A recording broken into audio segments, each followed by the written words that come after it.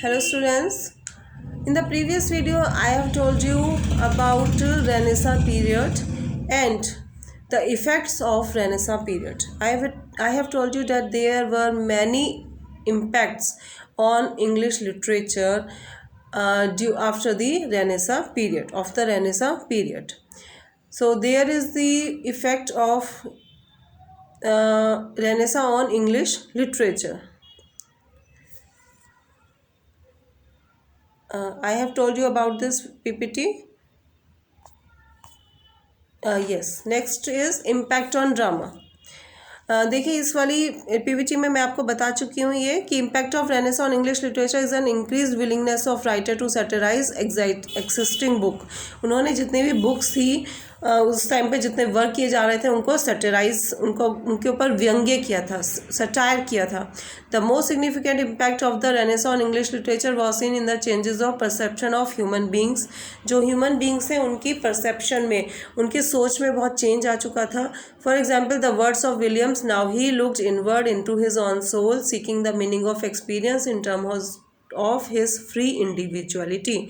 अब वह अपने सोल के अंदर, अपने अंतर आत्मा में झांक कर देखने लगे थे और साथ ही वो अपनी इंडिविजुअलिटी को, अपनी इम्पोर्टेंस को पहचानने लगे थे, उसकी मीनिंग को खोजने लगे थे.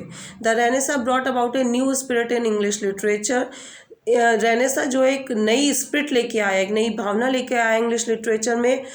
The thirst for classical learning also gave a new impetus to literature. और क्लासिकल लर्निंग को सीखने की इच्छा ने एक नया फोर्स दी, एक नई एनर्जी दी लिटरेचर को. All the forms of literature were developed during this period. और जितनी भी फॉर्म थी लिटरेचर की वो काफ़ी उनका विकास हुआ. अब देखिए इसमें अलग अलग हम इम्पैक्ट की बात करेंगे. नंबर 1 है impact on drama. The renaissance scored it's first clear impact on English drama in the middle of the 16th century. 16th century के मिडल में इंग्लिश ड्रामा पे हमें क्लियर इम्पैक्ट देखने को मिला रेनेसां पीरियड का. During the Renaissance drama become more secularized and reached crowning glory in the hands of university wits such as Marlowe, Shakespeare and Ben Jonson. University wits के बारे में एक अलग टॉपिक मैं आपको डिटेल में बताऊंगी. यहाँ पे बताने का कोई यूज़ नहीं है तो ये, क्योंकि एक आपका अलग से एक टॉपिक बनता है यूनिवर्सिटी विट्स. बस आप ये समझ लीजिए यूनिवर्सिटी विट्स मतलब बहुत ज़्यादा एक यूनिवर्सिटी में पढ़े हुए लोगों का ग्रुप था ये, जिसमें मार्लो, शेक्सपियर, बेन जॉनसन वगैरह आते हैं. तो इन लोगों ने इंग्लिश ड्रामा में इतना अच्छा उसकी इतनी अच्छी डेवलपमेंट की, उसको एक ग्लोरी दी, उसको एक ग्लोरी तक पहुँचाया और वो बिकम मोर सेक्युलराइज्ड और काफ़ी सेक्युलराइज्ड बन गया था. यानी कि वो एक क्रिश्चियन धर्म से निकलकर उसमें और भी चीज़ें, एक धर्म से हटकर, एक पर्टिकुलर धर्म से हटकर जो ये ड्रामा उस टाइम पर लिखे गए. क्योंकि रेनेसां पीरियड से पहले जो किसी भी लिटरेचर का जो मेन ऑब्जेक्टिव होता था वो केवल क्रिश्चियनिटी होता था, क्रिश्चियंस होते थे, पॉप होते थे, केवल उसी के बेस पर उन्हीं को लेकर ड्रामा लिखे जाते थे. लेकिन रेनेसां पीरियड के बाद जब राइटर्स की सोच में भी बहुत परिवर्तन हुआ तो उन लोगों ने एक नए तरह के ड्रामा को इंट्रोड्यूस किया लोगों के सामने, जिसमें कि रियलिटी होती थी, जिसमें कि ह्यूमन बींग्स के डेली लाइफ में जो उसके साथ होता है, जो भी उसके साथ कॉमन चीज़ें होती हैं, उन सबको लेकर ड्रामा को लिखा गया. उनके लाइफ की जो रियलिटी थी उसको थीम बनाकर ड्रामा को लिखा गया. यूनिवर्सिटी में सोसाइटी में जो चीज़ें राइटर ने अपने आसपास देखी, सोसाइटी में कुछ अगर गलत हो रहा था या सोसाइटी में जो भी वो अपने आसपास देखते थे उसी को थीम बनाकर उन्होंने अपने ड्रामा को लिखा. Among the university wits Marlowe has been called. और इन यूनिवर्सिटी विट्स में जो मार्लो थे उन्होंने कहा है the true child of the Renaissance. क्या उन्होंने ड्रामा को क्या कहा है? The true child of the Renaissance. Marlowe को रेनेसां का एक ट्रू चाइल्ड कहा गया है. यानी मार्लो ने बहुत रियलिटी अपने ड्रामा के थ्रू दिखाई है और अपने ड्रामा में, अपने राइटिंग्स में एक रियलिटी को बहुत शो किया ह्यूमन बींग्स की, तो उसको कहा गया था रेनेसां का true child. The heroes in his play show an infinite desire for knowledge, wealth and power. जो उनके प्लेज में, इन यूनिवर्सिटी विट्स के प्लेज में जो हीरोज़ होते थे, जो उनके नायक होते थे, उनको दिखाया गया कि वो नॉलेज लेने के लिए, वेल्थ के लिए, पार के लिए वो क्या क्या कर सकते हैं, क्या क्या उनमें पार हैं, क्या क्या उनकी इच्छाएं हैं।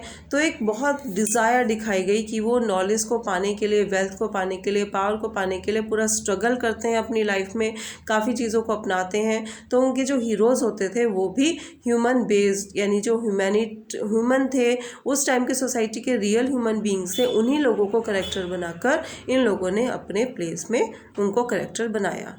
Shakespeare introduced all the forms of drama. Shakespeare ने बहुत ड्रामा के लिए अगर बात की जाए, ड्रामा को डेवलपमेंट की बात की जाए, तो शेक्सपियर का नाम काफ़ी आता है। तो शेक्सपियर ने ड्रामा के कई सारे फॉर्म्स को इंट्रोड्यूस किया, जैसा कि आप सेकेंड ईयर में भी पढ़े हुए हैं। उन्होंने ट्रेजेडीज़ लिखी, उन्होंने कॉमेडी लिखी, उन्होंने ट्रेजी कॉमेडी लिखी। इस तरह से उन्होंने काफ़ी फॉर्म्स को उन्होंने डेवलप किया। ही रॉट हिस्टोरिकल रोमांटिक प्लेस, उन्होंने हिस्टोरिकल और रोमांटिक प्लेस भी लिखे। His greatest achievements was in the field of tragedy, और उनका जो ग्रेटेस्ट अचीवमेंट था, सबसे ज़्यादा उनका जो महान वर्क माने जाते हैं, वो किस में माने जाते हैं? ट्रेजेडी की फील्ड में। Ben Jonson introduce a new kind of drama known as comedy of humour. Ben Jonson ने कॉमेडी ऑफ ह्यूमर, ये भी आप पहले अपने सेकेंड ईयर में पढ़ चुके हो कि ह्यूमर, कॉमेडी ऑफ ह्यूमर एक काइंड है, उसको उन्होंने इंट्रोड्यूस किया। सबसे पहले उन्होंने ही हंसी मजाक वाली जो कॉमेडी होती है उसको उन्होंने इंट्रोड्यूस किया। In his plays the social evils and lust for money are shown that found in the English society. वही मैं जो बात आपको कह रही थी अभी कि उन्होंने अपनी सोसाइटी में जो इविल्स देखी, गलत बातें देखी, लस्ट फॉर मनी, मनी के लिए लोगों की इच्छा, लस्ट जिसे बोलते हैं बुरी इच्छाएं, are shown that found in English society, जो कि वाकई ही उस टाइप पर इंग्लिश सोसाइटी में, जो कि सोसाइटी में लोगों में रियली में देखने के लिए मिल रही थी कि लोग पैसा कमाने के लिए कितना गिर सकते थे, और कई चीज़ों की जो सोशल इविल्स थी सोसाइटीज़ में, जो बुरी गलत बातें फैली हुई थी, जो गलत बातें फैली हुई थी, बैड कस्टम्स थे, तो उन सबको उन्होंने देखते हुए, उन सबको ध्यान में रखते हुए उन्होंने अपने ड्रामा को लिखा, ताकि लोग अवेयर हो कि हमारी सोसाइटी में क्या गलत है, क्या सही है, हमें किन चीज़ों को गलत मानना चाहिए। तो उन सबको, पूरी सोसाइटी के कॉमन मैन को अवेयर करने के लिए उन्होंने इस तरह की चीज़ों को थीम बनाकर अपने ड्रामा को लिखा। The tragic plays of blood and revenge were introduced by John Webster in this age. और जॉन वेबस्टर नामक ड्रामेटिस्ट हुए हैं, उन्होंने tragic plays of blood and revenge, जिसमें रिवेंज से रिलेटेड उन्होंने थीम बनाकर, जिसमें बदले की भावना थी और एक दूसरे का खून बहाने की भावना थी, इस तरह की चीज़ों को लेकर उन्होंने अपनी सोसाइटी में जब इन चीज़ों को देखा तो उसी को थीम बनाकर उन्होंने अपनी ट्रेजिक प्लेस को लिखा और लोगों तक अपनी बातों को पहुंचाया। So students, I will continue this video. I will continue more topic in the next video. Thank you.